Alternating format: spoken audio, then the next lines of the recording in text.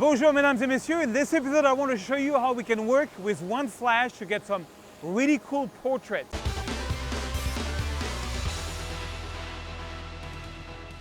Bonjour mesdames et messieurs, my name is Serge Ramelli.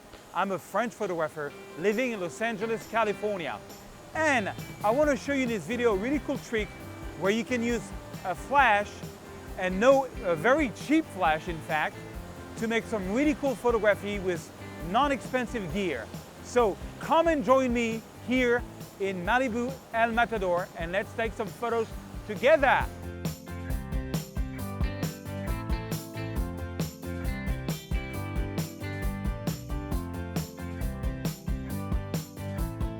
So the gear we're going to be using today is pretty simple. This is a tripod I must have paid $30 on. It's a pretty steady one, it goes very wide. We're lucky today there's no wind, but you can put sandbag on it if there is wind. And then we have this little gear here, which is plastic, it's like probably $3.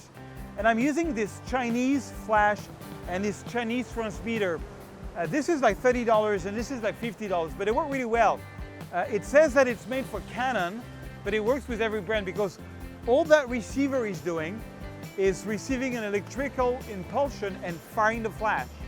There is no what we call ETTL, which means through the lens.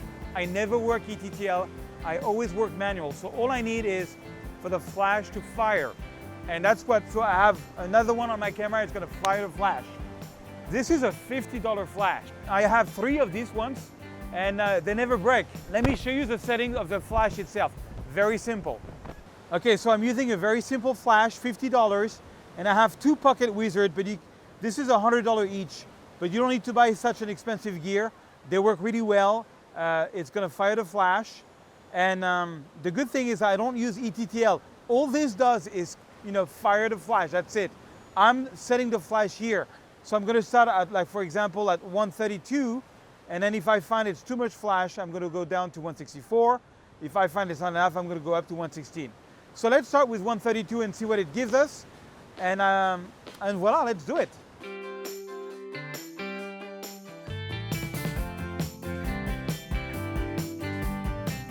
So the first thing I'm going to do is take some photos without the flash so we can see the difference with having the flash and not the flash.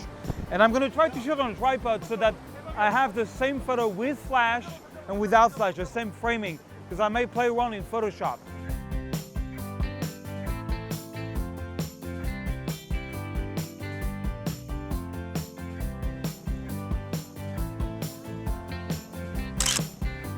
This one. Go like this. Yeah. First thing that I did was to put the flash here and here. The problem is that it was too in her face. So I tried to do more like a side light. I think it's kind of nicer. So I'm putting it, instead of being at a 45 angle, I tried to put it at a 90 degrees angle opposite to the sun. The sun is coming right down. And then what I'm going to do is that I'm going to take some photos without her, with long exposure, to mix long exposure with short exposure without moving my tripod, so I can mix both exposure. I want to try that. Might work, might not work. But let's take some more photos. The flash is so slow that sometimes it doesn't fire, which is fine because it gives me, so I can show you with and without the flash. That's kind of cool. And so let's go take photos before the sun comes down.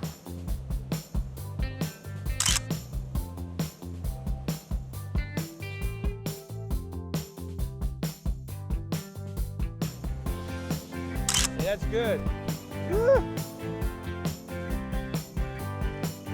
Okay, cool. So now what I'm going to do is I'm going to take an HDR shot of the background without her, and I'm going to take a long exposure shot without her, and I might use both. I'm going to wait for the water to come up and take a long exposure, like half a second. I like half a second gives a good flow in the water. So let's do the HDR first. Okay, and now let's do the long exposure. Okay, so let's go into our little dark room called Lightroom to see how the photo looks and what we can do with it. Follow me. All right, so now let's look at this flash photography with just one flash and see how the photo came out. So this is I took many photos, but this is some of the best that I've selected, and I want to show you a few things. So this one I kind of like. That's the one I'm going to be using for the tutorial. I just want to show you, so that's without the flash, and that is with the flash. You see, it's actually a pretty big deal. Even if I open up the shadows here on this one, oops, sorry, I'm not in the right tool. If I open up the shadows on this one, and if I open up the shadows on this one, you don't get the same definition on the face. If I select both of those and I press C, and then I zoom in, you see, ups, Shift Tab to go in full screen mode. On the left side here, you have the one with a flash, and on the right side, you have without a flash. It's not a huge deal, but we get a lot more definition in her face. So yeah, you can see it now because it was kind of blurry. We get a lot more data here, and it's just going to make a more pleasing photo. So don't go too hard on the flash, because if you go too hard, it's going to look it was taken in the studio. So what I'm going to do is I'm going to go back and take this one, and voila.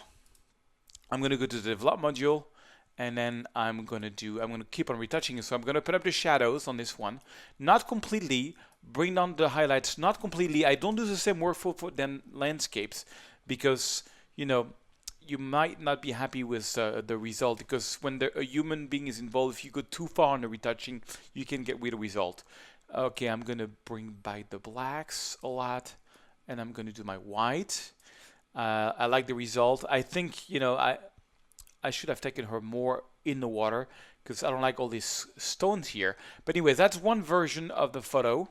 I want to show you some other photos that I did using these techniques, with this exact same technique. So voila, I think that's pretty good. What I'm going to do now is I'm going to take this, press Command Shift C, and I'm going to copy all that. And remember, I told you that I did like an HDR at the end of the photo, which is, let me see here, I gave it a 2-star, it's here. So this is the overexposed photo. I'm going to try something. So you have, this is the overexposed photo, that's the underexposed, and that's, yeah, that's another, so no, sorry, that's the normal exposure, that's the underexposure, and that's probably the overexposure of that scene. I like the fact that, we have this sort of, the water covering the stones. So what I can do is take whatever I did there, press Command V, and it's going to copy what I did on the first photo here. The sky is completely blown away, so I want to see maybe darken a little bit the photo, but I like what it did. And now I'm going to take both photos, so this one and this one. I'm going to select both of them, and just these two, and I'm going to right click, I'm going to go to Edit and Open as Layers in Photoshop. What that's going to do is going to open one Photoshop file with both of the photos. So here we are in Photoshop. We just have a little issue, is that if you look at it, so on top we have the one with the model, and on the bottom we have the overexposed. But you see they're not aligned, because and that's a mistake that I do all the time, but I should not have done it, is I moved my camera. But because I was on the same focal length, there is an option in Photoshop which is amazing. I can select both of that and go to Edit, Auto Align Layers, and Align Layers. And because they are on the same focal distance, it's going to do a great job of aligning both photos. You see now, they're perfectly aligned. We're just missing some data here and there, but that's fine. I can totally crop it. I just want to create a fantasy photo where I'm going to mix a lone exposure with a normal exposure. So to make it fast, I'm going to take the Quick Select tool here, which is really amazing. I'm just going to do a quick select on her. If you over select something, just press Option key on your keyboard and you can paint on what you don't want to be selected. Yes, something like that. That's good. And actually, this part doesn't really matter. What really matters, because of the stone, is here. So I can just click on Select and Mask, and I can take the second tool here, and which you see has little hairs, and I can just paint over here, and it's going to do a better job there. I don't need a very precise selection. That should do it. So now that she's selected, all I'm going to do is click here on the Mask tool, wait for it, boom, and it's going to mask everything else. So the only information we're taking from this photo is her. Everything else is coming from the other photo. All right, so now I want to bring back some of the original sky, so I'm going to take a big brush, By holding the Control and Alt key on my keyboard, I can do that. And I'm going to make sure white is the foreground color because I want to reveal white, reveal black conceals. And I'm going to lower the opacity of the brush because I don't want to reveal everything. And I just, at least at the top of the sky, I want to bring back some of the original sky, maybe just a little bit here and there. Not too much, just a little bit of information. Okay, and basically voila. Now all I have to do is crop the photo. So C for crop tool. And I'm just going to crop the photo here. Maybe I want to make it more like this. Yeah, something like that. I could go all the way here if I wanted to, but that's gonna be, yeah, let's just do that. Let's just be on her. Voila. What else can I do while I'm in Photoshop? Oh yeah, there is some little thing. I don't like that that blurs here. So I can add a layer, and I can take the spot hitting brush tool, and I can go sample all layers so that it works on all the layers, and I'm just gonna clean that up on that layer. Voila. And I'm good. Then I'm gonna basically, so now we have like a lone exposure effect and her, which is physically not possible, but it's a cool effect. I like it. Okay, then I'm just gonna go press go File, Close, and Save, and let's go back into Lightroom. I'm back into Lightroom, and I'm just going to do a double processing. I always like to do double processing, you know, but I'm not going to crazy like open up shadows, bring down the highlights. It's going to be crazy. So all I'm going to do is open up a little bit of shadows, highlights, a little bit of blacks and white, just a little bit to just give it a better contrast. And voila. And now at the end of the day, I have to decide which one I like the most. This one or this one, which has, you know, not the lone exposure effect. Tell me in the comments which one you like the most. I'm happy how they came out, but you know, I could have done a better job if I had her more into the water. But you know, I wanted to show you these techniques. Let me show you some other portraits that I got using these techniques. So on this one, I actually used two sets of flash. I have a whole course on it. I will put the link in the description if you want. So that's one of the results. That's a famous movie producer in Hollywood. That's another cowboy. That's Bowie, my friend. I dressed him up as a cowboy. But look at this one. I really like this one. So same idea. I'm sorry. You have like two flash, and voila. And then this one, I really like this one. It gives like really amazing photos because the skin is really good. That's another one. I just took him over a background, and I look at this photo. It's one of my nicest portraits. Anyways, the nicest portrait I ever done was this one. So this is a course that you'll find the link below. It's a portrait composite workflow course. It's really the type of photography I love to do. And also on my gear page, if you go to my gear, you'll see there is something called Camera Essential. And you see here, the link is not going to be anyway under the video. You see my composite portrait kit. That's the very less expensive flash. All the stuff I'm using is in there, so you can buy it if you want through Amazon or whoever you want.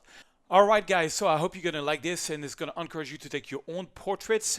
If you like this video, please give it a thumbs up. That'd be really nice. And tell me in the comments what you would like to learn, either on photography, on Lightroom, on Photoshop. I try to look at all of them, and it inspires me to make new videos for you guys. I try to do 2 to 3 videos per week. I'm going crazy. Thank you so much for your help, and I will see you into another video.